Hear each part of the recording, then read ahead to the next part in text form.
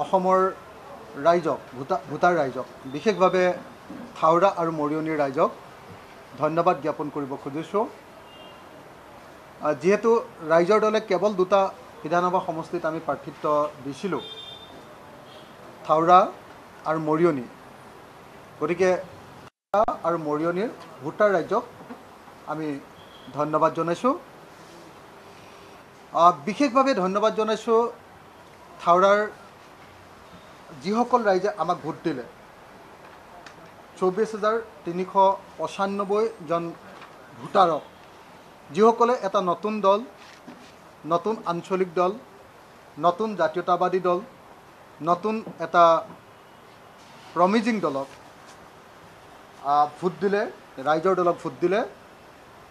থাওৰা বিধানসভা সমষ্টিৰ সেই 24,395 জন ভোটাৰক আমি ৰাইজৰ দলৰ তৰফৰ পৰা আনুষ্ঠানিকভাৱে ধন্যবাদ, কৃতজ্ঞতা আৰু অভিনন্দন জ্ঞাপন কৰিছোঁ আঞ্চলিকতাবাদৰ প্ৰতি, জাতীয়তাবাদৰ প্ৰতি আৰু ৰাইজৰ দলৰ প্ৰতি দেখুওৱা তেখেতসকলৰ সদ্ভাৱৰ কাৰণে আমি তেখেতসকলক অভিনন্দন জ্ঞাপন কৰিছোঁ। আনহাতে মৰিয়নি বিধানসভাটো আমাক ভোট দিছে 15,192 জনে। আপোনালোকে সকলোৱে জানে আচলতে নিৰ্বাচন খেলিছিলোঁ আমি অকল থাওৰাত। নিৰ্বাচনত আমি কনচেনট্ৰেট কৰিছিলোঁ বা আমি বেছি সময় দিছিলোঁ ৰাইজৰ দলে মূলতঃ থাওৰাত। মৰিয়নিত মই বেছি সময় ব্যক্তিগতভাৱেও দিব পৰা নাছিলোঁ ৰাইজৰ দলৰ সভাপতি হিচাপে। তথাপিও আমি মৰিয়নিত আচলতে দ্বিতীয়ই হৈছোঁ। আপোনালোকে সকলোৱে জানে যে মৰিয়নিত যুটীয়াভাৱে কংগ্ৰেছ আৰু ৰাইজৰ দল প্ৰায় সমান সমান ভোট পাইছোঁ। কংগ্ৰেছ দলে মৰিয়নিত 15,385টা ভোট লাভ কৰিছে, অৰ্থাৎ তেখেতসকলে 17.3% ভোট লাভ কৰিছে। আৰু আমি ভোট লাভ কৰিছোঁ 15,192টা, অৰ্থাৎ কংগ্ৰেছ দলতকৈ মাত্ৰ 193টা ভোটহে কম আমি লাভ কৰিছোঁ। অথচ আমি মৰিয়নি বিধানসভা সমষ্টিত কনচেনট্ৰেট কৰিবৰ কাৰণে, তাত গুৰুত্ব প্ৰদান কৰিবৰ কাৰণে বিশেষ সময় বা সুযোগ লাভ কৰা নাছিলোঁ। গতিকে উজনি অসমৰ 2খন আসনতে আমি এইবাৰ উপনিৰ্বাচনত দ্বিতীয় স্থান অধিকাৰ কৰিছোঁ। আৰু যিসকল ৰাইজে ভোট দি আমাক দ্বিতীয় স্থানত অৱতীৰ্ণ কৰালে সকলো ৰাইজক এই মুহূৰ্তত আমাৰ পিনৰ পৰা ধন্যবাদ, কৃতজ্ঞতা আৰু আন্তৰিকভাৱে অভিনন্দন জ্ঞাপন কৰিছোঁ। আপোনালোকে সকলোৱে জানে যে থাওৰা বিধানসভা সমষ্টিত আমাৰ দলৰ কোনো সাংগঠনিক ভিত্তি নাছিলে। আপোনালোক সকলোৱে জানে যে থাওৰা বিধানসভা সমষ্টিটো আমি দল গঠন হোৱাৰ পাছত সেই প্ৰথম যিটো নিৰ্বাচন হৈছে 2021 চনৰ, সেই 21 চনৰ নিৰ্বাচনটোত আমি কংগ্ৰেছ দলক সেই আসনখন এৰি দিছিলোঁ। গতিকে তাত আমাৰ সাংগঠনিক কাম শূন্য আছিলে। মাত্ৰ 41টা দিন আমি থাওৰা বিধানসভা সমষ্টিত সময় দিবলৈ সুযোগ পাইছিলোঁ। 41টা দিন আমি সাংগঠনিক কাম কৰিছিলোঁ আৰু এই 41টা দিনৰ ভিতৰতে আমি প্ৰায় 25,000 ভোট লাভ কৰিবলৈ সক্ষম হৈছিলোঁ। গতিকে আমাৰ দলৰ সক্ৰিয় সাংগঠনিক ভেটি নথকা স্বত্তেও দলৰ যিসকল কৰ্মীয়ে আপ্ৰাণ চেষ্টা আৰু নিস্বাৰ্থভাৱে সেৱা আগবঢ়ালে তেওঁলোকক আমি আন্তৰিক কৃতজ্ঞতা জ্ঞাপন কৰিছোঁ। আৰু পৰাজয় বৰণ কৰাৰ পাছতো আমি আজিৰ দিনটোত ক'বলৈ বাধ্য হৈছোঁ যে এই পৰাজয় আমাৰ ভৱিষ্যত বিজয়ৰ আধাৰশিলা হৈ দেখা দিলে। অৰ্থাৎ থাওৰা আৰু মৰিয়নিত আমি যদিও পৰাজয় বৰণ কৰিলোঁ এবাৰ, কিন্তু আমি ভাবোঁ যে আগন্তুক বিজয়ৰ ই আধাৰশিলা। আমি ভাবোঁ যে মাত্ৰ 41 দিনতে যদি আমি দ্বিতীয় স্থানলৈ উত্তীৰ্ণ হ'ব পাৰোঁ, যদি মাত্ৰ 41 দিনৰ কষ্ট কৰিয়ে গোটেই চৰকাৰখনক যদি আমি হিলাই দিব পাৰোঁ, মাত্ৰ 41 দিন কষ্ট কৰিয়ে যদি গোটেই অসমৰ মুখ্যমন্ত্ৰী, অসম বিধানসভাৰ মন্ত্ৰীসভাৰ আটাইবিলাক মন্ত্ৰী কেন্দ্ৰীয় মন্ত্ৰী দুজন 20জনকৈ বিধায়ক এই আটাইবিলাক বহিবলগীয়া অৱস্থাৰ সৃষ্টি হয়। তাৰোপৰি আপোনালোকে দেখিছিলে যে আমাৰ বিৰুদ্ধে কিছুমান কৃত্ৰিম কিছুমান সংগঠন তৈয়াৰ কৰি তেওঁলোকৰ জৰিয়তে আমাৰ বিৰুদ্ধে অপপ্ৰচাৰ কৰিবৰ কাৰণে পইচা খৰচ কৰি প্ৰেছ মিট পৰ্যন্ত দিব। অৰ্থাৎ সকলো ধৰণৰ চেষ্টা কৰিও বিজেপি দল, RSS, থাওৰা বিধানসভা সমষ্টিত আৰু আনকি মৰিয়নি বিধানসভা সমষ্টিটো তেওঁলোকে জয়ৰ কাৰণে আগতীয়াকৈ আশ্বস্ত হ'ব পৰা নাছিল। গতিকে থাওৰা বিধানসভা সমষ্টিৰ নিৰ্বাচন আৰু মৰিয়নি বিধানসভা সমষ্টিৰ নিৰ্বাচন, এই দুটা নিৰ্বাচনৰ অনুশীলনে আমাক এইটো প্ৰতীয়মান কৰিলে যে আমি যাকে তাকে পৰাজিত কৰিব পৰাৰ কাৰণে সক্ষম এটা ৰাজনৈতিক দল, কোনো অপৰাজেয় নহয়। বিজেপি যদিও শাসনত আছে, যদিও বিজেপি শাসনত থকাৰ কাৰণে আপোনালোকে সকলোৱে জানে যে উপনিৰ্বাচনত সাধাৰণতে শাসক দলটোৱে জয়ী হয়। শাসক দলৰ বাহিৰে আন কোনো দল সাধাৰণতে উপনিৰ্বাচনত জয়ী নহয়। আৰু বিশেষভাৱে উত্তৰ পূৰ্বাঞ্চল বা অসমত তেনেকুৱা স্থলতো বিজেপিৰ ভেটি কপাই দিব পৰাকৈ আমাৰ দলৰ কৰ্মীসকলে, আমাৰ দলৰ সদস্যসকলে, আমাৰ দলৰ শুভাকাংক্ষীসকলে এইবাৰ যি যুঁজ দিলে, এই যুঁজক আমি সকলোৱে আদৰণি জনাইছোঁ আৰু এই যুঁজক আমি অভিনন্দন জ্ঞাপন কৰিছোঁ। আমি এই যুঁজক ডেভিড আৰু গুলিয়াথৰ যুঁজৰ লগত তুলনা কৰিব পাৰোঁ।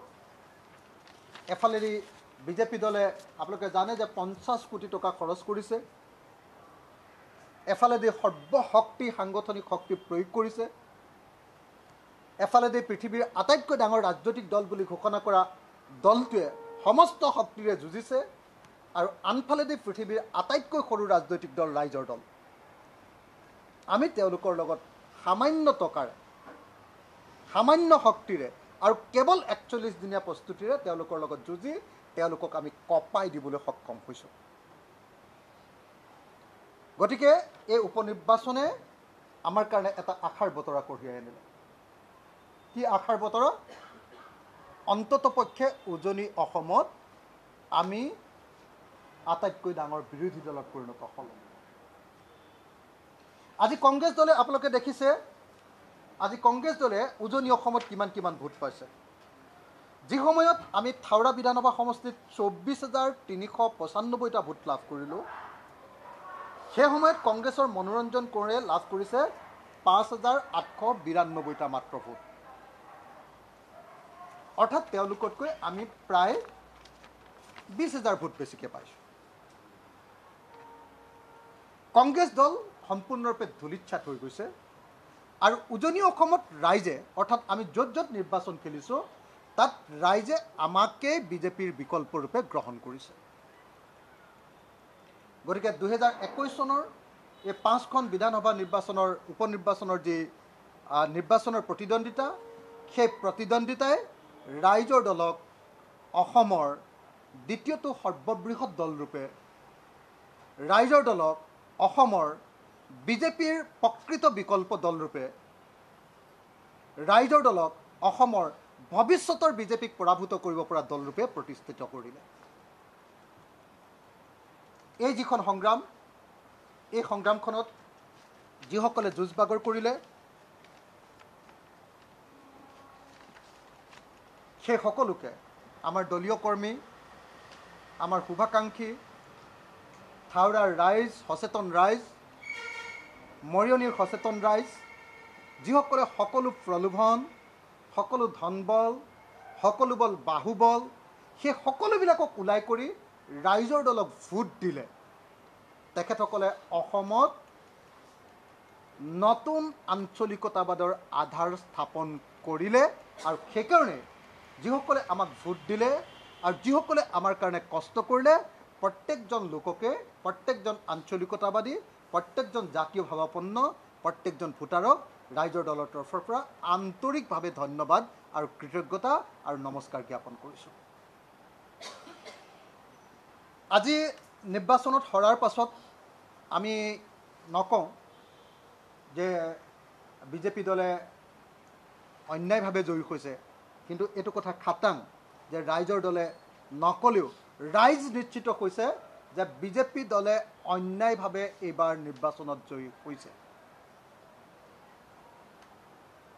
ইভিএম টেম্পাৰিং, বুথ দখল, বাহুবলৰ জৰিয়তে, গুণ্ডা বাহিনীৰ জৰিয়তে বিৰোধী শক্তিক আক্ৰমণ, আমাৰ কাৰ্যালয় ধ্বংস কৰা, ব্যাপক ৰূপত প্ৰলোভন, ব্যাপক ৰূপত ধন বিতৰণ, সেই সমস্ত অপকৰ্ম এইবাৰ বিজেপি আৰু RSS দলে কৰা আমাৰ সন্মুখত আমি দেখিবলৈ পালোঁ। প্ৰশাসন আৰু ইলেকশ্যন কমিশ্যনক সম্পূৰ্ণৰূপে ব্যৱহাৰ কৰাটো আমি দেখিবলৈ পালোঁ। আশ্চৰ্যজনকভাৱে কেইবাবাৰো ইলেকশ্যন কমিশ্যনক আমি আপত্তি দৰ্শোৱাৰ পাছতো, লিখিতভাৱে আবেদন জনোৱাৰ পাছতো, আপত্তি দেখুওৱাৰ পাছতো এই অভিযোগবিলাকৰ কোনো বিচাৰ কৰা নহ'ল। অৰ্থাৎ ইলেকশ্যন কমিশ্যনক বিজেপিয়ে সম্পূৰ্ণৰূপে ব্যৱহাৰ কৰা আমি দেখিবলৈ পালোঁ। আনহাতে প্ৰশাসনক ব্যৱহাৰ কৰি মোক আনকি এটা বাইট দিবৰ কাৰণেও মানে অসুবিধা কৰা হৈছে। পুলিচে গৈ ব্যাপক ৰূপত প্ৰেছ ক্লাব ঘেৰাও কৰিছে, ব্যাপক ৰূপত মোৰ ওপৰত হেঁচা দিছে। য'ত মই এটা বাইট দিব খুজিছোঁ তেওঁলোকৰ ওপৰত হেঁচা প্ৰয়োগ কৰিছে। মুঠতে শক্তি প্ৰয়োগ, ধন বল প্ৰয়োগ, বাহুবল প্ৰয়োগ, বুথ দখল, ইভিএম টেম্পাৰিং, যিমান যত 2 নম্বৰী কাম আছে বিজেপি আৰু RSSে সকলোবিলাক কৰিহে তেওঁলোক এইবাৰ জয়ী হ'বলৈ সক্ষম হৈছে। মই বেছি এই সম্পৰ্কে কৈ নাথাকোঁ, মাত্ৰ এটা উদাহৰণ দিলে অসমৰ মানুহে কথাটো বুজিবলৈ পাৰিব। 62A কৈৱৰ্ত দলনি MV স্কুল, থাওৰা বিধানসভা সমষ্টিৰ 62A কৈৱৰ্ত দলনি MV স্কুলৰ এটা ঘটনা মই আপোনালোকক জনাব খুজিছোঁ। সেই যিটো ভোট কেন্দ্ৰ, সেই ভোট কেন্দ্ৰটোৰ টোটেল ভোট আছিলে 559টা আৰু ভোট কাষ্টিং হৈছিলে, ভোট দিছিলে 452 জন মানুহে। তাত বিজেপি দলে লাভ কৰিছে 260টা, ৰাইজৰ দলে লাভ কৰিছে 31টা, CPI দলে লাভ কৰিছে 20টা, কংগ্ৰেছ দলে লাভ কৰিছে 37টা আৰু ইণ্ডিপেণ্ডেণ্ট দলে লাভ কৰিছে 4টা আৰু নোটাই লাভ কৰিছে 1টা।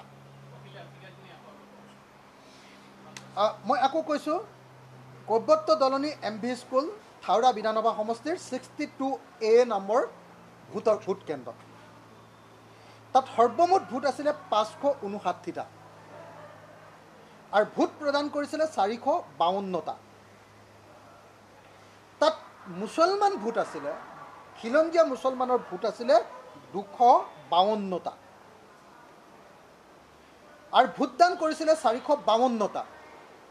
আপোনালোক সকলোৱে জানে যে বিজেপি আৰু RSSক কেতিয়াও মুছলমান লোকে ভোটদান নকৰে।